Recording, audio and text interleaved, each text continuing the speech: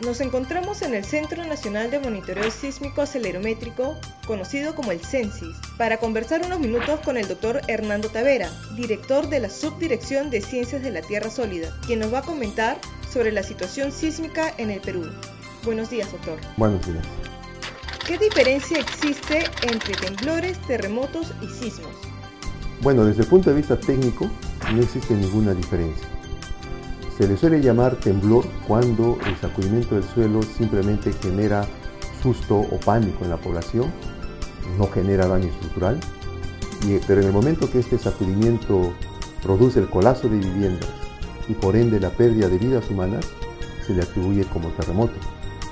Pero desde el punto de vista científico, se acepta que todos son eventos sísmicos o sismos de manera más resumida.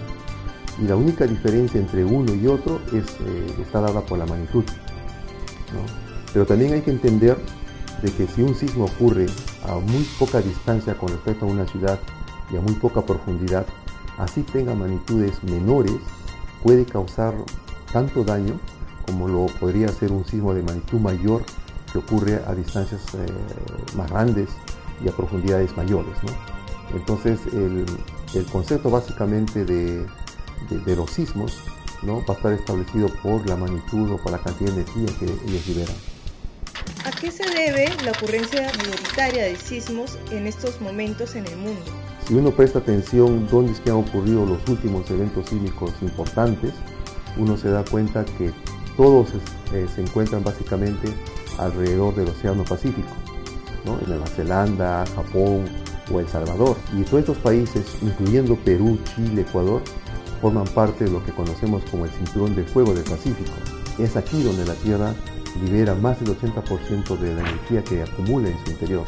Y además, aquí se encuentran las placas que se movilizan con mayor velocidad. Entonces, es normal que estén ocurriendo sismos en esta región. ¿Cuáles son las principales fuentes que generan los sismos en nuestro país? Nuestro país tiene dos fuentes generadoras de sismos. Una de ellas es prácticamente la que resulta de la colisión de la placa de Nazca con la placa continental. Cuando estas placas colisionan, forman una superficie de contacto que obviamente se encuentra frente a la zona costera, y es aquí donde se produce, al menos en nuestro país, más del 70% de los sismos, y aquí se producen con mayor frecuencia y obviamente también genera los sismos de mayor magnitud.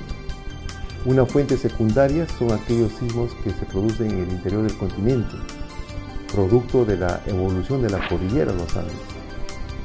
Esta cordillera en su evolución forma fisuras en la corteza, que nosotros le llamamos fallas geológicas o fallas tectónicas, y estas fallas continuamente también acumulan energía que tienen que liberar, y eso lo hace con sismos. Entonces tenemos una actividad sísmica que está asociada a la colisión directa de las placas tectónicas, que es la más importante, y una secundaria que viene a ser la actividad sísmica que se genera en el interior del continente producto de estas fallas geológicas. ¿Se pueden predecir los sismos? Bueno, en realidad los sismos no se pueden predecir. El paso más grande que ha dado el conocimiento científico es el de poder pronosticar la ocurrencia de los eventos sísmicos. Y cuando hablamos de pronosticar, hablamos de conocer el lugar donde podría ocurrir y la magnitud que éste podría tener. Podemos atrevernos a decir de que a nivel mundial o a nivel global ya sabemos dónde es que pueden ocurrir los próximos grandes eventos y también sus magnitudes. Entonces, ¿por qué se lee en las noticias que existen métodos para predecir sismos?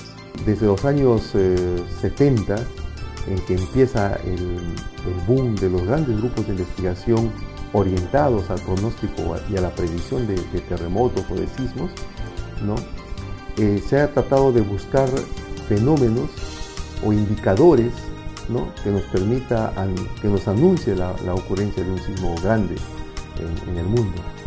Muchos investigadores a nivel global están abocados aún en tratar de hacer el seguimiento de algunos de estos indicadores geofísicos para encontrar el camino a predecir sismos, ¿no? Pero obviamente la responsabilidad que uno asume en este camino de investigación tiene que llevar al hecho de que sus investigaciones tienen que ser compartidas con los pares, ¿no?, antes de ser dados de conocimiento de la población o de las autoridades. Si no hacemos esto, estamos incurriendo en una irresponsabilidad bastante importante. ¿Qué opinión tienes sobre los mensajes que circulan por las redes sociales sobre anuncios de sismos en el Perú o en el mundo? En este momento en el mundo, ¿no? Cualquier persona que se atreva a decir de que va a ocurrir un sismo en estos días en el cinturón de fuego del Pacífico, realmente va a acertar con el pronóstico o con la predicción. Y si alguna persona dice va a haber un sismo en la costa de Chile esta semana, va a haber un sismo en la costa del Perú esta semana o en la costa de Japón esta semana, realmente va a lograr éxito en su predicción. Porque los países que le he mencionado son los países más sísmicos a nivel global. Y sí o sí va a tener que ocurrir el evento sísmico. Obviamente vamos a tener más éxito cuando hablamos de sismos de magnitud 3, magnitud 4, incluso hasta magnitud 5 podríamos acertar con bastante precisión. La situación se hace un poquito más difícil cuando hablamos de sismos de magnitud 8 o magnitud 9. Pero aún así, dadas las condiciones geodinámicas del cinturón de fuego del Pacífico, o en todo caso del Perú, yo creo que si una persona dice que este fin de semana o de aquí a 2 semanas va a haber un sismo de magnitud 8 en la costa peruana, en la costa chilena, tiene una alta probabilidad de acertar, ¿no? Como también de ser una predicción fallida. Estamos en una situación tan especial de que yo creo de que el sismo va a tener que ocurrir sí o sí en cualquier momento. De acuerdo a lo conversado, ¿dónde debería producirse el próximo sismo en el Perú? En la zona costera de la región central del Perú se encuentra una zona bastante extensa que viene acumulando energía, aparentemente desde hace 270 años. Esta energía tiene que liberarse en algún momento y tiene que dar origen a un evento sísmico importante, ¿no? Y la otra zona crítica es frente a la costa de Chala, por ejemplo, que tendría que ver con el terremoto de 1913, que aún no se repite, y quizás también deberíamos de considerar la costa de Tacna y Moquegua, que es una zona donde no ocurren sismos desde el año 1868, por ejemplo, ¿no? El sismo del 2001 ha liberado parte de esa energía acumulada, pero aún resta energía. La principal fuente sismogénica en el país se encuentra frente a la zona costera. El próximo sismo tiene que ocurrir frente a la zona de costa. ¿Debemos de temerle a los sismos? No, lo que tenemos que entender es que los sismos, o los terremotos en todo caso, son parte de la evolución de la Tierra, es parte de la geodinámica en la cual se encuentra envuelta nuestro planeta. Yo creo que un ejemplo claro para dar respuesta a la pregunta es si estamos diciendo que la placa de Nazca colisiona frontalmente con la placa sudamericana o la placa continental, la primera pregunta que uno debe hacerse es ¿qué resultó de esta colisión? Entonces la respuesta sería, en el continente hemos tenido la formación de la cordillera de los Andes.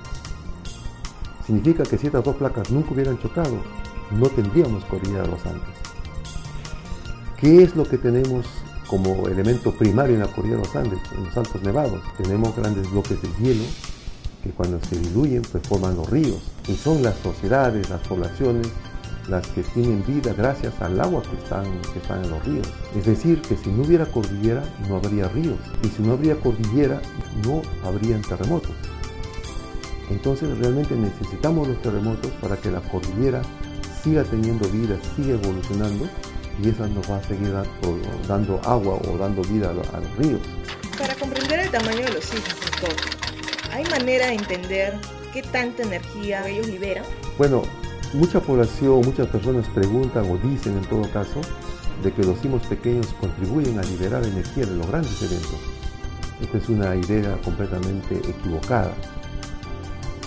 La única manera que hemos encontrado de tratar de cuantificar la energía que liberan los grandes terremotos es comparándolo con la bomba atómica de Hiroshima.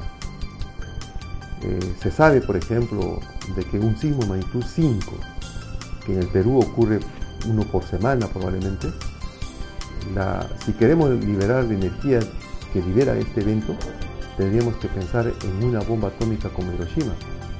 Es decir, un sismo magnitud 5 libera la energía de una bomba atómica como Hiroshima. Un sismo de 6 tendría que estar liberando la energía de 30 bombas. Uno de 7, la de 900 bombas. Uno de 8, 27.000 bombas. Y uno de 9, 810.000 bombas atómicas. Hay que entender que la escala con la cual medimos el tamaño de los sismos es una escala logarítmica, ¿no? Por lo tanto, cada grado que se incremente en esta escala tendríamos que hablar de 30 veces más energía. Entonces, los sismos pequeños realmente no ayudan en nada a liberar la energía de estos grandes eventos. Ante estos escenarios, ¿cuál sería su recomendación a la población que vive ahora continuamente alarmada? Si aceptamos que la vida y la muerte es parte de la evolución del ser humano, también tendríamos que entender que los terremotos es parte de la evolución de la Tierra, ¿no? Y también, después de las experiencias que hemos visto o de lo que se ha vivido en el Ecuador, en Chile, ¿no?, que son los últimos grandes eventos sísmicos, yo creo que debemos entender que en realidad el problema no es el terremoto. El problema son los suelos sobre el cual han crecido las grandes ciudades y el tipo de construcción que se ha desarrollado en cada una de estas ciudades. Mi recomendación sería de que como población tratemos de no gastar energía en querer saber cuándo va a ocurrir el sismo, qué tamaño puede tener el sismo. Utilicemos toda esa energía para revisar nuestra vivienda, para ver con qué material fue construido, cómo se construyó y sobre todo tratar de ver sobre qué suelo se ha construido. Y al final de esto, comenzar a hacer simulacros. Cada padre de familia es responsable de un grupo humano, entonces es él quien tiene que hacer los simulacros. Cada director de colegio es responsable de los alumnos, entonces es él quien tiene que organizar los simulacros. No tenemos que esperar que INDECI organice los simulacros, sino nosotros mismos asumir el reto de comenzar a prepararnos para proteger nuestra propia vida. Muchas gracias. Gracias también.